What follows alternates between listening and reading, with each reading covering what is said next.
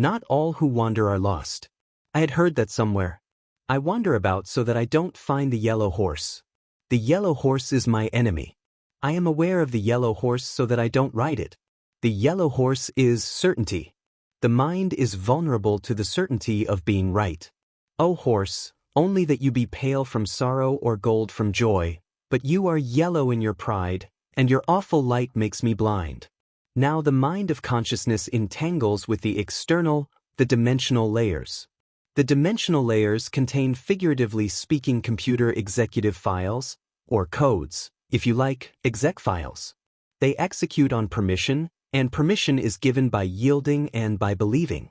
If the mind believes the natural reality, its machinery, that the strength of reality is limited by the natural, say, my pension fund, the stock market, natural things without any supernatural possibilities, that this view of assumption, and therefore leaning into it by acceptance and belief, entangles with the exec files within that state, and they execute themselves and make it so. We will only get in life according to the files we chose, and the files we chose are the files the mind decides to believe in. At the juncture of the files and the mind, these files move in and out like small cubes, back and forth. God Himself grants exec files. When we focus on Him, entangle with Him, accept new possibilities, the exec files from heaven open for us in this life. There is a third level of these executives files, where things are taken from one place into another, or into our circumstances and destiny. I call this place an extraneous place for trading. There are countless aspects to this third level of trading. Here is one example.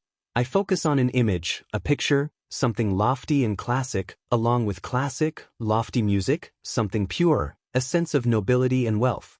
I enter this world with my mind and feeling. I change from emptiness to my proper stature and sense of it. This world exists, at first perhaps just in atmospheric ambience, but it is a world, a space to a point. I make sure that I touch realness, the sense of actuality when I do this, because reality and the exec files like real things, which is to say when the brain with lucidity perceives it, as opposed to being in a sluggish daze. Within this world that I trade with, I breathe out over my wealth. I keep my money, in a matter of speaking, inside me. I am over it, and imagine with intention that it will increase. So there are exec files in this extraneous place, and I am convinced God wants us to use it. As I had sensed once, He said to me, "You must learn to enter worlds." And He had also said to me in a dream, "I am going to teach you ballet." Now ballet is a dance style, for me only symbolizing something else, symbolizing, finally, to interface with reality and the worlds with a kind of harmony. I am flowing with music with my being, I am making melody in my heart to God and all things, I am a composer, I manage life by my dance and song. Dance and song, of the heart and consciousness, is a way to touch the worlds. In the meantime, we also learn to enter the world, as it were, of hiddenness. Otherwise, other people's minds can find you and trade with you and intrude into your life.